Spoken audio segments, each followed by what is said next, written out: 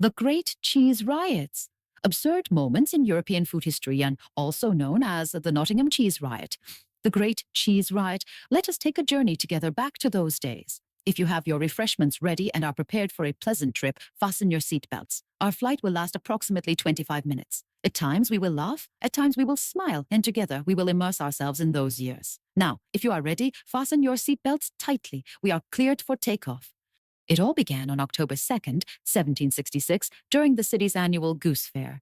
At a time when England was facing food shortages and rising food prices, violence erupted when local residents attempted to prevent Lincolnshire merchants from taking away the Nottinghamshire cheeses they had purchased at the fair. A warehouse, several shops, and a cargo ship were looted, and hundreds of cheese wheels were rolled through the streets by angry rioters. Let it not be thought that this was the first time that people discovered the wheel. It was already quite old, my dear passengers. The origins of the Nottingham Goose Fair date back to the Feast of St. Matthew, first celebrated in Nottingham in the 11th century. Over time, this festival evolved into a livestock market where geese were bought and sold, and it later became associated with horse trading. However, by the 18th century, it was most closely linked with foodstuffs, especially cheese, and tons of cheese were sold at the fair each year. During this period, cheese produced in Nottingham was sold in a wheel form and is believed to have been similar to red Leicester. In 1766, poor harvests across the country led to fears of an impending food shortage. When that year's fair began on October 2nd, there was an unusually large quantity of cheese on sale, offered at inflated prices. Just imagine it, my friends. Prices of 28 to 36 shillings, roughly 140 to 180 pounds in today's money, were recorded for 100 weight of cheese, 112 pounds or 51 kilograms, which was nearly double the price recorded in Coventry just a week earlier, as people began asking, what on earth is going on over there? Concerns over food scarcity led the English public to worry about keeping food supplies within their local areas.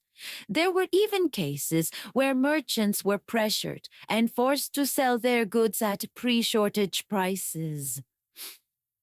When the date reached October 2nd, 1766, a riot broke out after several Lincolnshire merchants purchased large quantities of cheese with the intention of selling it in their own regions.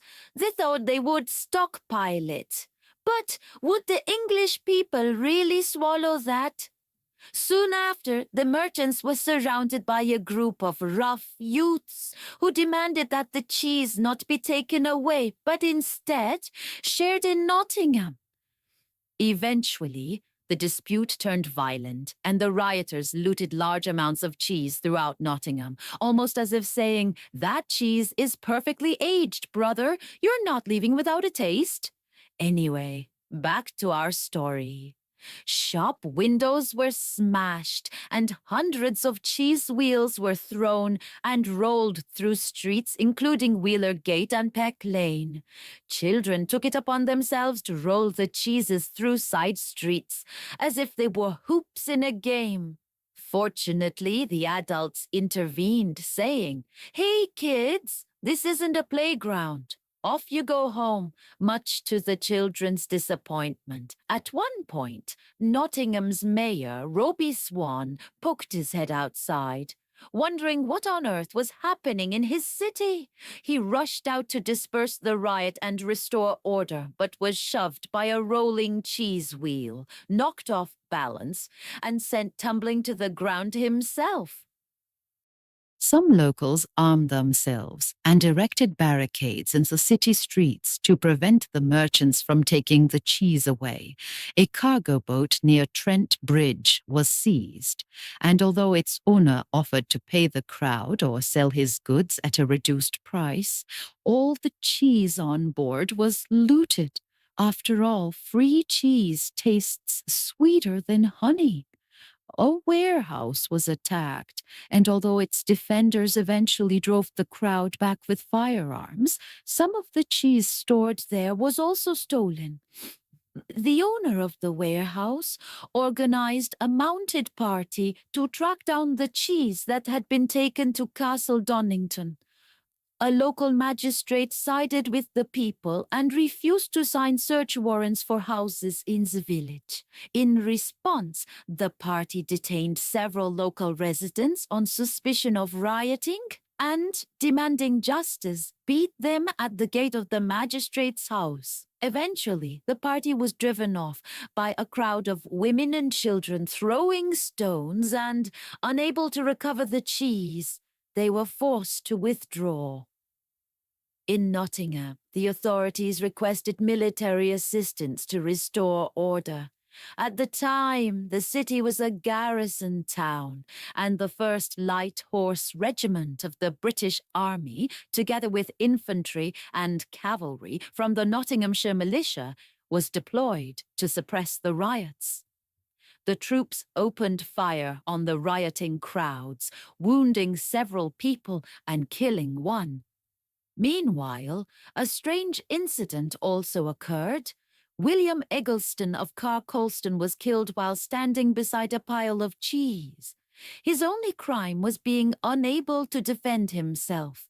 Eggleston was a farmer and appears to have been shot while protecting his own goods, having been mistaken for a looter.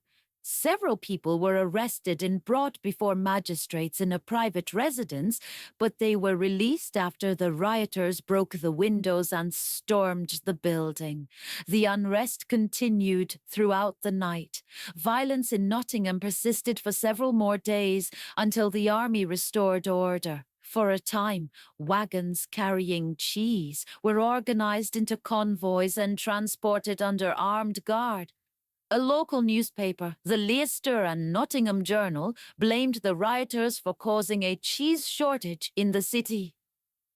Later in 1766, further riots occurred across England due to food shortages and rising food prices. Disorder was particularly severe in Devon and Cornwall, but serious disturbances also took place in Gloucester, Bristol, Derby, Birmingham, and Norwich. However, southeastern England remained largely calm.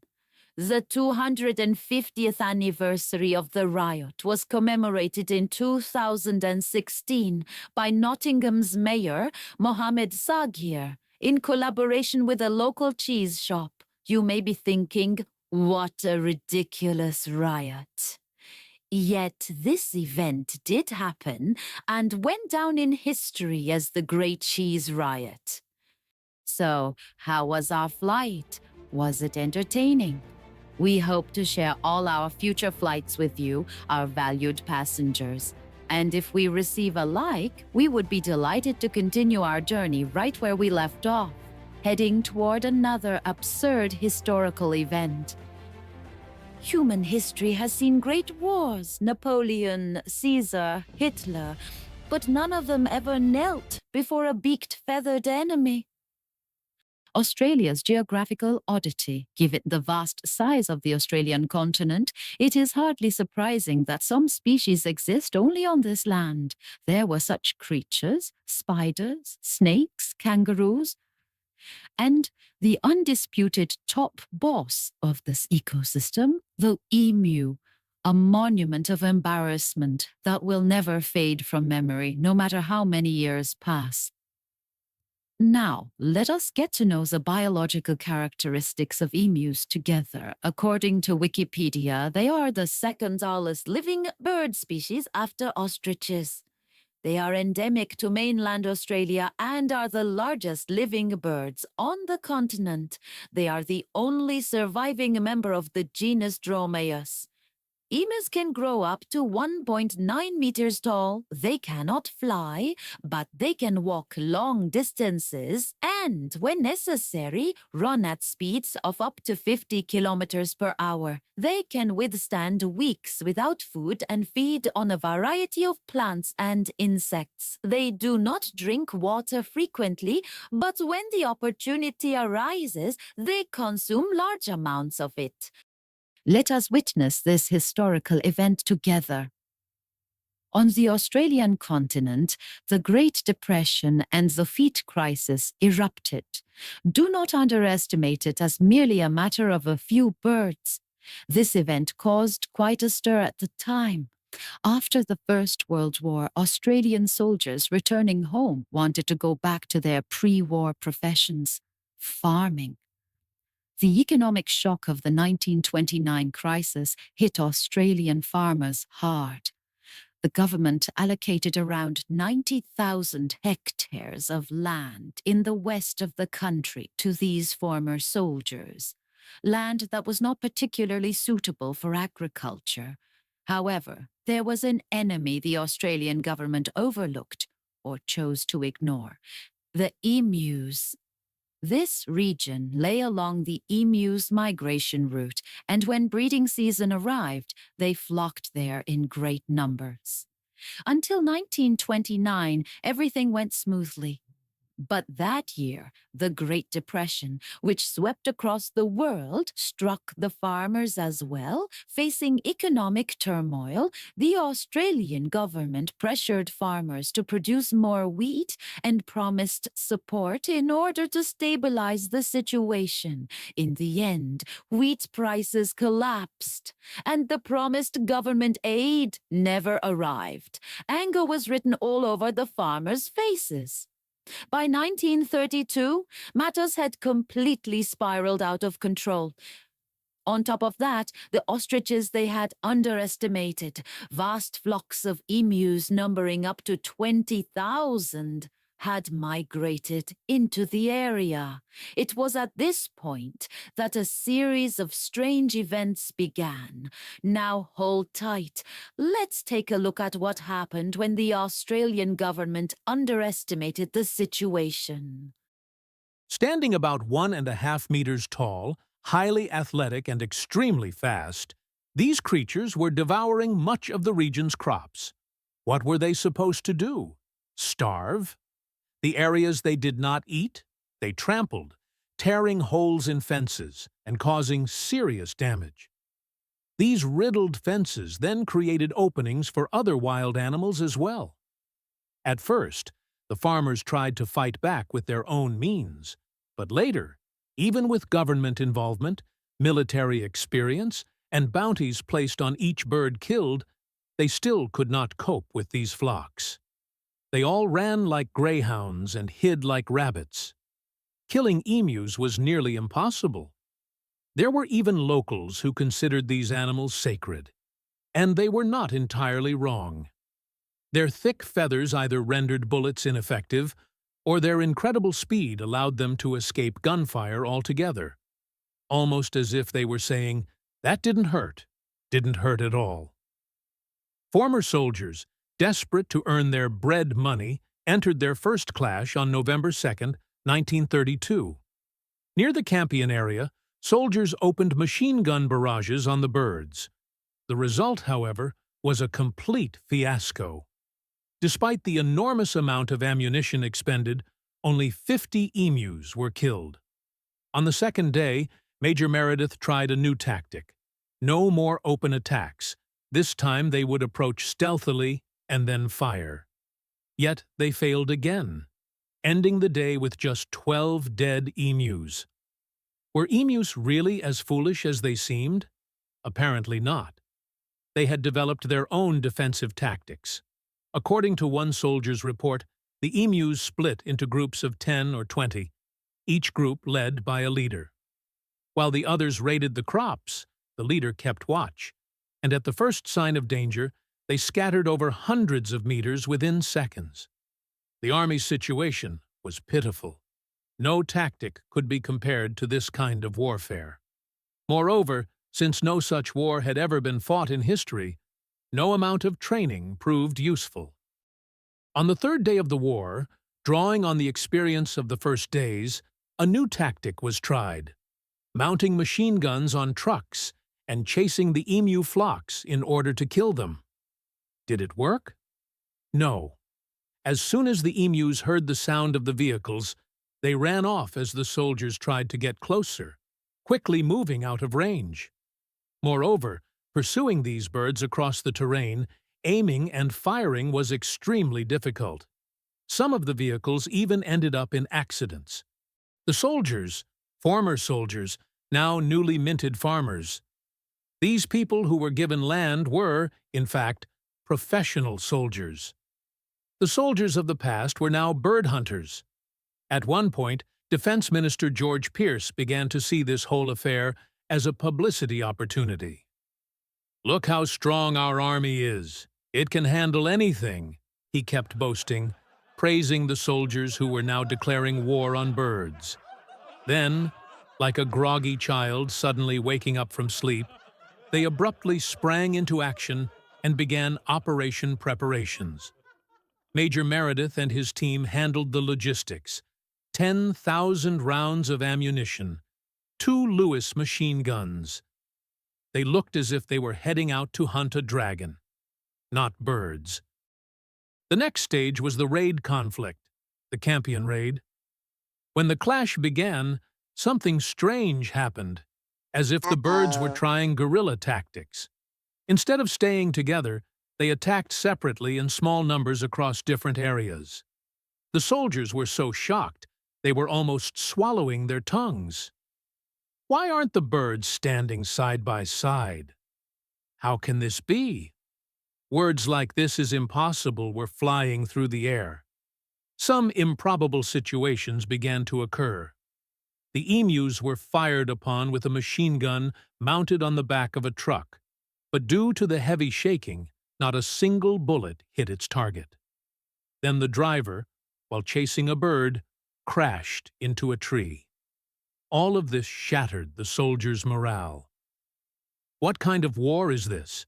Can't we even hit a single bird? It was as if the birds had established an intelligence network. It was as though the emus had a leader, and the other birds were taking orders from that leader. They were spread out as if each group had its own lookout. Just imagine it, an emu secret intelligence service. It was as if they knew everything that was going to happen in advance. Yes, hold on tight, folks. While all this was happening, the state was facing a new embarrassment. A ceasefire had to be declared, and an immediate withdrawal was necessary. You're probably wondering why.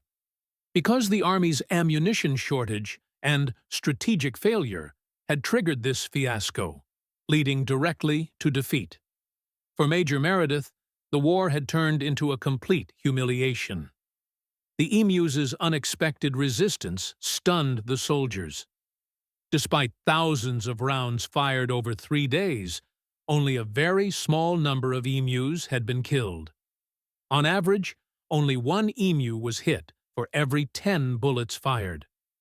With statistics like these, the war had to come to an end. And it did. Because a war against these birds could have dragged on for years.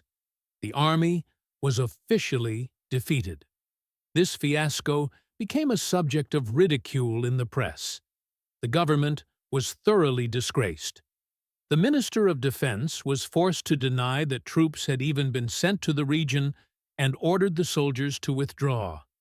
One newspaper headline read, "The war is over, but no peace treaty has yet been signed with the opposing side. The enemy continues to claim the territories it occupies." Finally, during a debate in the Australian Parliament on November 9, 1932, when one member asked whether anyone would receive a medal, another replied, "Yes, an ostrich will." Major Meredith's views on these birds were equally bizarre. If we could form an armed military unit out of these birds, they would defeat every army in the world. They can stand against machine guns like tanks, without taking damage. They're like the Zulus, whom even dumb bullets couldn't stop. And so the war ended, and the birds won. In a fictional interview with a farmer who was there at the time, the journalist asks, "Sir, what did the birds do when they saw the truck?" The farmer replies, "Well, son, one of them flashed its headlights at the truck, and then they all vanished in a cloud of dust."